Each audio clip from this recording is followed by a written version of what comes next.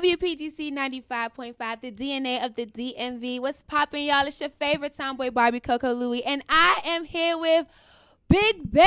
What's happening? What's happening? DMV, yes. What's happening? Yes, how are you? Blessed, man. Blessed. Happy to be here. I'm so happy that you are here. Yeah, man. So, of course, before we get into this real cute, spicy little interview. That's a lot of adjectives. Cute and spicy. Cute and spicy, because right. I like to keep things a little spicy, Okay. you know, All right. while keeping it fun. All right. We're going to play a little game. Little game. Yes, so the game that we're going to play first is called the Whisper Challenge. The Whisper. The Whisper Challenge. The Whispers. Ain't that some Yes. R&B back in the day? You know, something like that, but this a little different. So you're going to place these headphones on. Oh, okay. Sorry. You getting ahead of the game. You got to wait. Okay, bunny. Yes.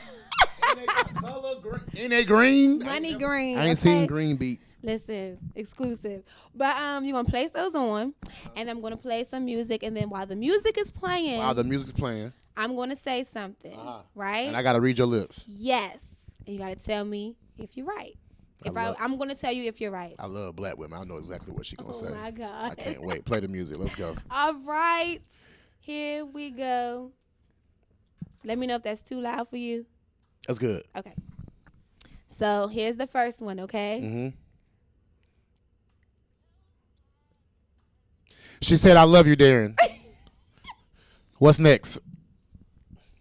That is not what I said. That's exactly what I saw. Hold on. What you say?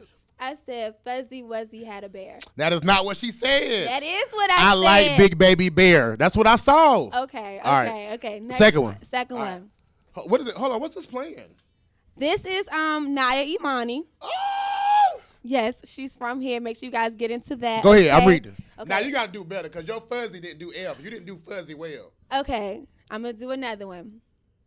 Oh, wait. Hold on. Look away so I can tell them what I'm going to say. Look away. Look away. Don't be cheating. I want pizza. Okay. Ready? Yes. You want pizza? Yes. Okay. You got one. Okay, so last one. Let's see if you could beat me.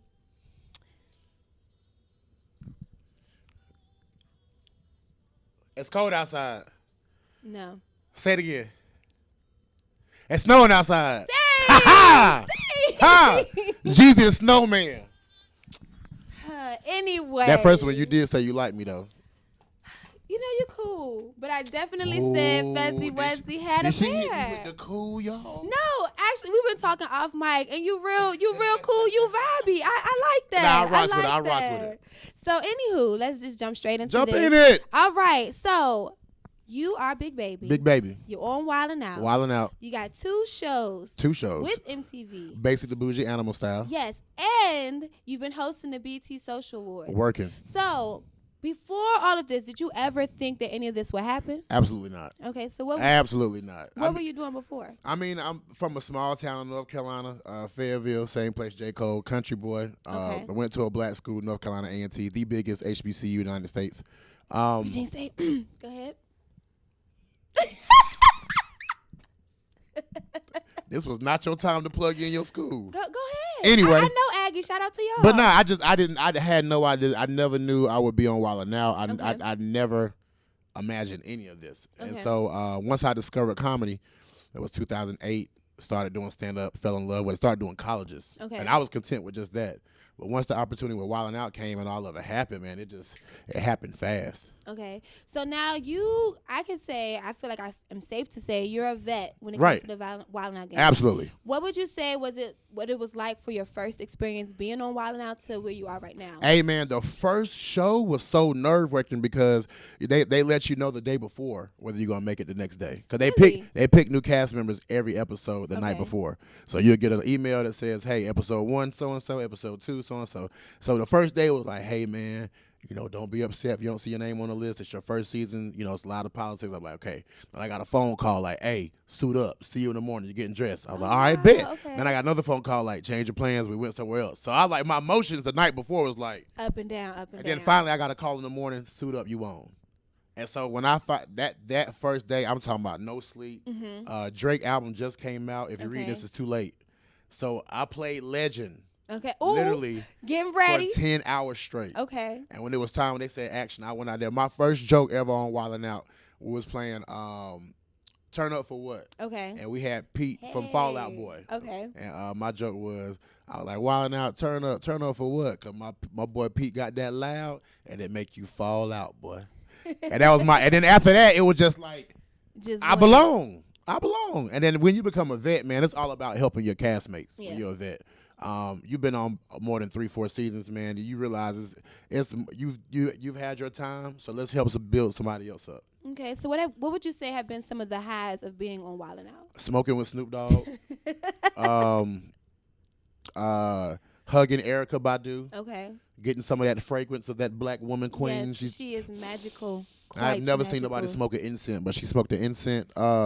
Travis Scott was an amazing episode. I mean, I've met the top tier. I mean, I was the one of the few castmates that had the pleasure of working with the cast of All That. That's what's up. Yeah, I was on Wu-Tang episode. Chance the Rapper, both hour special episodes. So, I mean, I've been at the highest highlights of Wilin' Out, man. Okay. Yeah. And so now shifting on to your own 2 shows that you have, Basic to Bougie and Animal Style. Animal Style. Right. So what would you say is the best part about being on those shows outside of not having to worry about if your jokes are going to air? Okay. You know what I mean? Wilin' Out is shot 2.5 hours. Okay. And it's cut down to 21 minutes.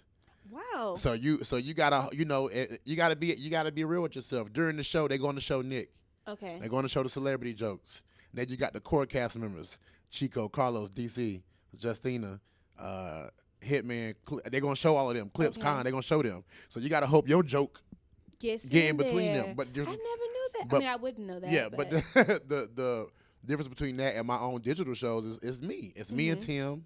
You know, you're not fighting for a microphone. You're not fighting for us. It's us. We can be ourselves. We relax. And content shows and digital shows is where it's at right now. Everybody's watching YouTube. Everybody wants to see clips. They want to get behind the scenes. TV is at an all-time low.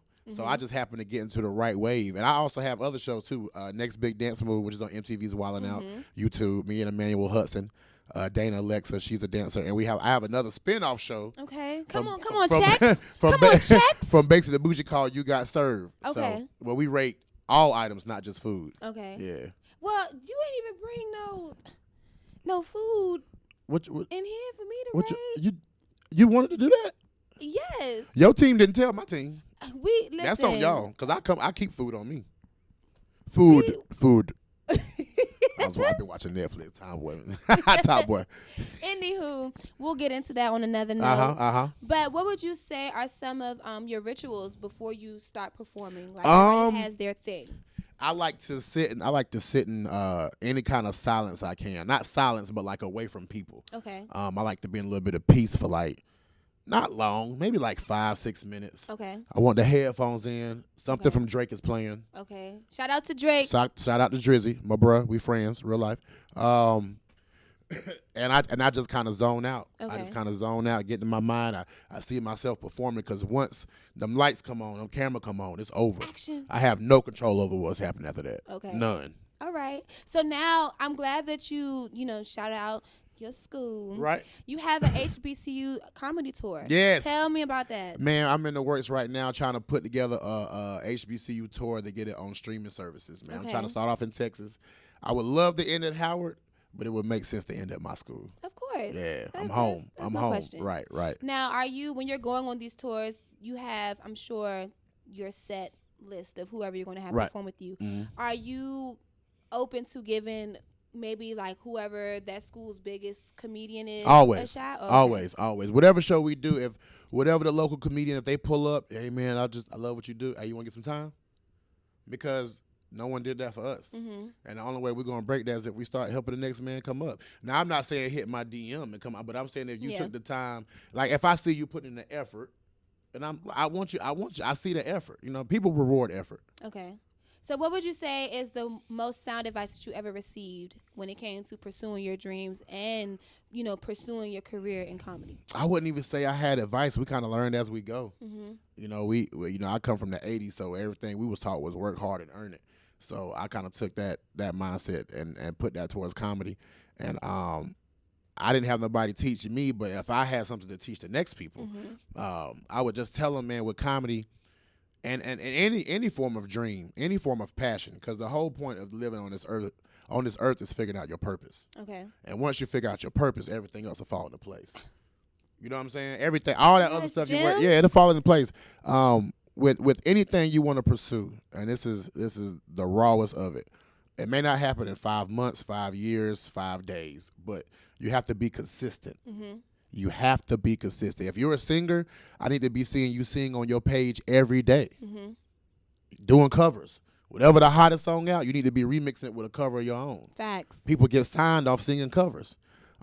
Be consistent. Be current. Be current with what's going on. Whatever. Align that up with your passion. If you're a hairstylist, you got to have the latest hairstyles. That's the only way it's going to work. You got to be current. And the final one is simple, but it's the hardest. Don't quit.